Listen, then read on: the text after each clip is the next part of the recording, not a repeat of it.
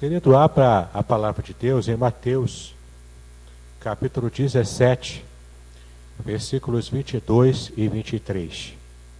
Mateus, capítulo 17, versículos 22 e 23. Reunidos eles na Galileia, disse-lhe Jesus: O Filho do Homem está para ser entregue nas mãos dos homens, e estes o matarão, mas ao terceiro dia ressuscitará. Então os discípulos se entristeceram grandemente. Esse texto fala para nós de uma ocasião muito específica na vida e no ministério do Senhor Jesus Cristo. Ele estava andando com os seus discípulos pela Galileia, por Jerusalém, por outras localidades ali perto, e então dando curso ao seu ministério, pregando, ensinando, curando, trazendo uma palavra de esperança em especial para aquele povo tão sofrido na Galileia daquele primeiro século. E nós temos aqui então o Senhor Jesus preocupado com as pessoas. E não apenas preocupado com as pessoas, com as multidões, com as pessoas da rua, mas também preocupado com os seus discípulos. E aqui no capítulo 17, no primeiro versículo, acontece algo espantoso. Jesus estava em um monte, nós não sabemos exatamente qual era esse monte da transfiguração, mas estava ali Jesus com Pedro, Tiago e João. E naquele momento, quando Jesus estava com esses discípulos, acontece a transfiguração. O corpo do Senhor Jesus, ele é revestido de uma glória especial, e toda aquela glória de Cristo que ele tem desde a eternidade, ela aparece para os seus discípulos naquele momento. É aquela glória, aquela luz, aquela brancura. A transfiguração de Cristo é algo real, palpável. É o céu palpável aqui na terra. A ponto de Pedro querer continuar naquele ambiente de culto. Quando Pedro diz para Jesus: Mestre, é bom estarmos aqui. Queres que eu faça uma tenda? A gente fica permanentemente aqui. A gente fica constantemente aqui adorando o Senhor com toda essa glória que o Senhor está revelando para nós. Eles queriam permanecer naquela experiência. Eles queriam quase que cristalizar aquela experiência. Como muitas vezes a gente faz quando tira uma foto para poder guardar para sempre na memória ou no coração o momento feliz que a gente tem com a nossa família, com nossos amigos, com alguma conquista que a gente faz. Mas o fato é que estava ali aquele momento especial da transfiguração. E naquele momento da transfiguração, o ápice da revelação de Cristo de forma corpórea e gloriosa, antes da morte e da ressurreição, o Senhor Jesus, preocupado com os seus discípulos, com aqueles que eram íntimos dele, ele então começa a ensinar, ele começa a virar o jogo, e começa a falar algo diferente, que ele até tinha falado antes, mas não tinha dado tanta ênfase como ele começou a dar a partir da transfiguração. Então o Senhor Jesus fala para os seus discípulos e começa a dar ênfase sobre a sua morte iminente e sobre a sua ressurreição também. E nesse trecho aqui que a gente leu, é justamente o momento em que ele para, ele começa a conversar com os seus discípulos e ele fala sobre a própria morte e a sua própria ressurreição. Só que ele usa um termo aqui, que é esse termo que eu quero destacar para os irmãos. Porque a gente vai meditar sobre esse termo, vai fazer um pequeno apanhado rápido sobre esse termo ao longo da Bíblia, e vamos descobrir hoje um ato muito especial de Deus sobre a humanidade, que revela esse especial amor do Senhor por cada um de nós. E a expressão que o texto usa aqui é o que está aqui no versículo 22. O Filho do Homem está para ser entregue nas mãos dos homens. O que significa ser entregue nas mãos dos homens? Essa é uma expressão que é tirada da língua hebraica, que significa, as mãos significam o poder. Mãos significa o poder de agir, o poder de fazer algo. Inclusive, quando no Apocalipse, que a gente tem estudado ao longo do ano passado, e após o Carnaval, na verdade no mês de março, nós vamos retomar o nosso estudo do Apocalipse, mas vai aparecer, daqui a pouco a gente vai chegar nessa parte, que fala sobre a marca da besta que está sobre a mão e sobre a testa. Eu já posso adiantar um pouco aqui, que isso não tem nada a ver com chip, não tem nada a ver com código de barra, não tem nada a ver com nada disso. Isso tem a ver com o nosso poder de ação e o nosso pensamento, no caso da testa, da mente. O quanto a besta vai estar influenciando as nossas ações e o nosso modo de pensar através da cultura. Mas isso a gente vai ver com mais detalhe quando voltarmos ao Apocalipse no mês de março, às quartas-feiras. Mas o que eu quero enfatizar para os irmãos é que quando a Bíblia se refere às mãos, geralmente ela se refere ao poder da ação, ao poder de ação. E você pode perceber que esse símbolo de poder em toda a Bíblia, ela aparece desde o Gênesis, quando Deus vai falando e dando ordens para que tudo vá sendo criado, mas quando vai criar o homem, o texto de Gênesis fala que Deus usa das suas próprias mãos para formar o homem do barro. Então, com as mãos todo-poderosas de um Deus todo-poderoso, a humanidade é feita, ela é criada, e o próprio Deus coloca essa humanidade como a coroa de sua criação. E você percebe, então, essa expressão lá no hebraico, que é, inclusive, a expressão mão forte. Ela aparece com muita ênfase em Êxodo. Lá em Êxodo, você pode ver isso em Êxodo capítulo 3, versículo 19. Você pode ver em todo o capítulo 13, essa expressão mão forte sendo usada para descrever o modo como Deus livrou Israel do cativeiro no Egito. O modo como Deus chegou com todo o seu poder e autoridade, deixando todos os deuses do Egito, inclusive Faraó e toda a sua família, toda aquela opulência do Império Egípcio, Deus joga tudo por terra e mostra quem de fato Ele é. O Deus Todo-Poderoso que age com mão forte, que age com mão poderosa, porque o poder de Deus ele está acima do que qualquer poder da terra, debaixo da terra ou mesmo fora dela. Não há quem possa derrotar o nosso Deus, porque Ele é o Todo-Poderoso, Ele é o soberano, Ele é o grandioso Deus, que fez tudo, que criou o universo, que planejou, criou, executou, e hoje sustenta o universo com a glória e o poder de suas mãos.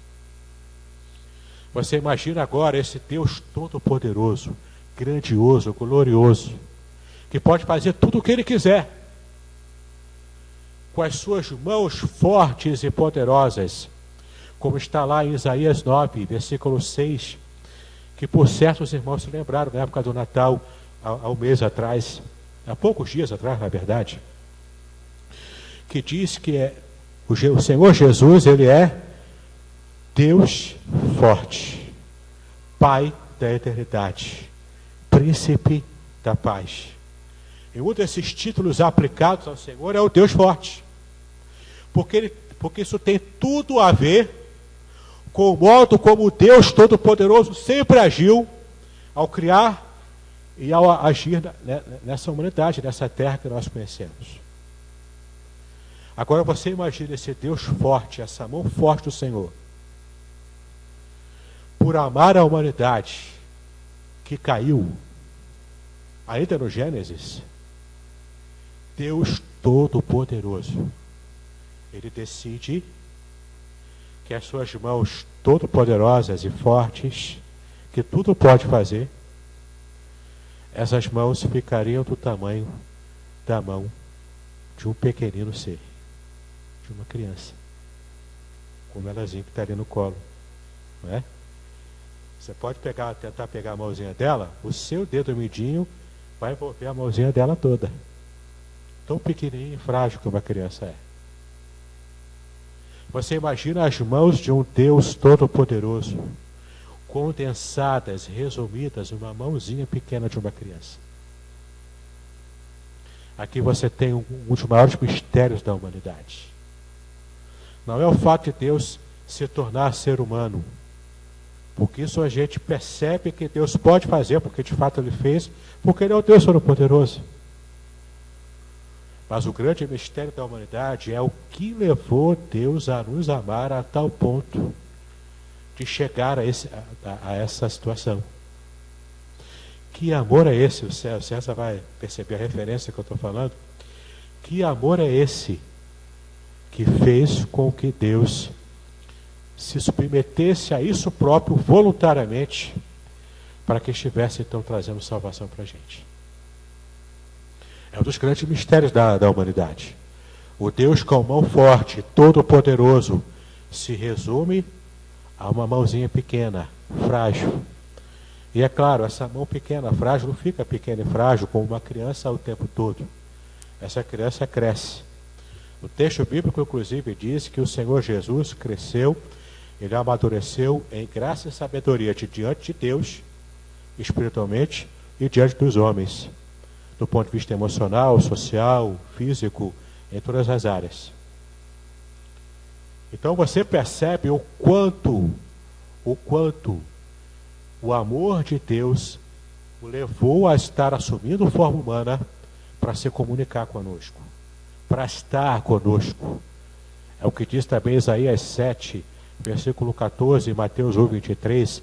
Jesus é o Deus conosco, andando com a gente. Então aquelas mãos do Deus Todo-Poderoso se resume a uma mão pequena, mãozinha de uma criança, as mãos frágeis que precisavam de cuidado, que precisavam ser acalentadas, e essa mão se desenvolve e cresce. Então, com Jesus adulto, já iniciando o seu ministério, se tornam as mãos que mexem com madeira, que mexem com a obra, e depois as mãos que curam e que salvam. As mãos todo-poderosas de Deus estão aqui na terra, de carne e osso, curando vidas, abençoando vidas, salvando vidas, deixando por um tempo lá no céu todas as suas prerrogativas de ser a mão todo-poderosa, para que estivesse de verdade trazendo salvação para a nossa vida decaída de carne e osso. E não ficou contente com tudo isso, porque a sua missão ainda não havia sido cumprida. As mãos todo-poderosas que ficaram aguardando no céu, aqui em carne e osso, essas mãos, elas se deixaram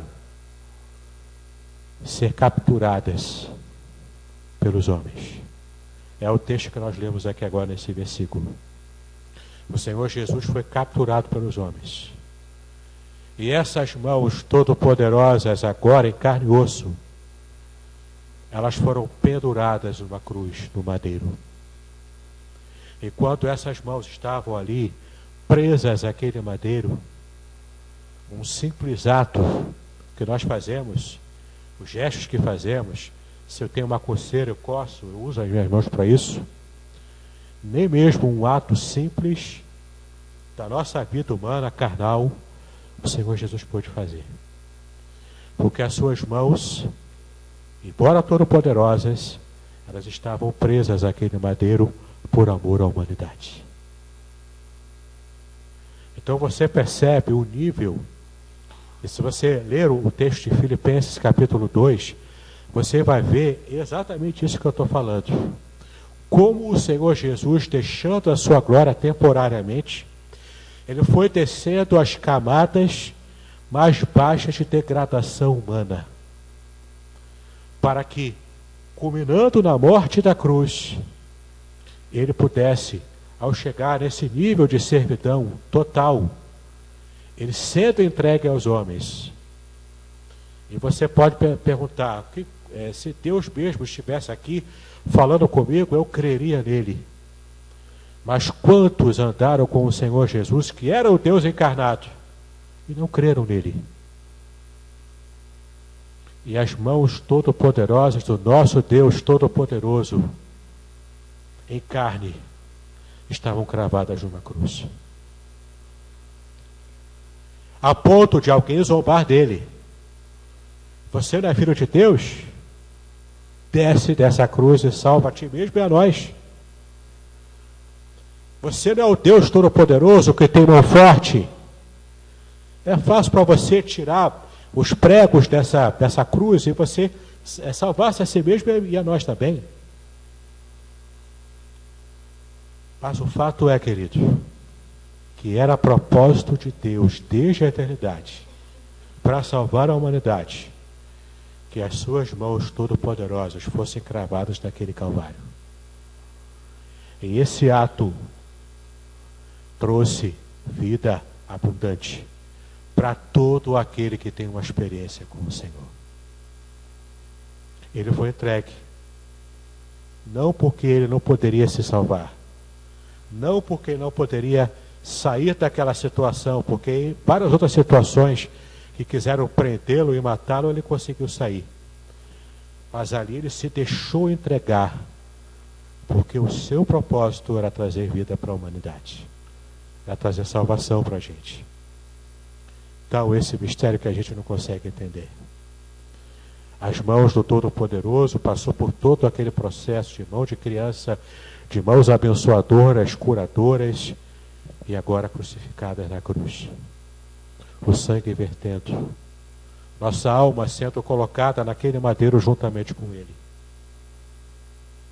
E em Cristo Jesus, as mãos que uma vez foram crucificadas, com a ressurreição, essas mãos voltam a receber todo o seu poder que havia deixado temporariamente no céu. E essas mãos, ainda que com os cravos marcando ainda, mesmo após a ressurreição, mas ali está até hoje, as mãos que abençoam e que curam a vida de cada um de nós, e fará isso por toda a eternidade. Não é simplesmente as mãos de um político, de um governador, não é simplesmente as mãos de um engenheiro, de um arquiteto, de um pedreiro que constrói casas. Não são as mãos que com uma caneta podem criar leis que dificultam ou facilitam a nossa vida.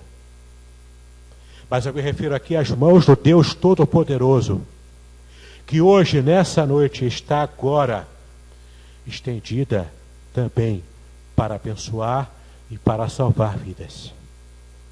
Eu não sei se você que visita a gente nessa noite, se você já teve uma experiência de salvação. Eu não sei se você já teve Cristo entrando no seu coração e com essas mãos de poder e autoridade, tocando você, abençoando você, pegando pelas suas mãos trôpegas e te ajudando a caminhar nesse mundo. E muito mais do que apenas caminhar corretamente nesse mundo, mas ter uma perspectiva de caminhada eterna após essa vida. Eu não sei se você já teve essa experiência. Se você não teve, hoje, esse Senhor Jesus que foi entregue para morrer em nosso lugar e que está vivo porque Ele ressuscitou para a glória de Deus Pai, Ele está aqui agora falando com você. Meu filho, você está cansado de andar. Meu filho, seus pés estão cansados. Meu filho, as suas pernas estão tremendo, estão trôpegas. Está difícil caminhar nesse mundo. Mas dê-me a sua mão. A minha mão é calejada. A minha mão sabe o que é sofrimento. A minha mão está disposta a te erguer, a te abençoar e a caminhar contigo por onde você não consegue mais andar. Se você não teve ainda essa experiência de salvação com o Senhor Jesus, essa é a noite que o Espírito Santo está falando com você.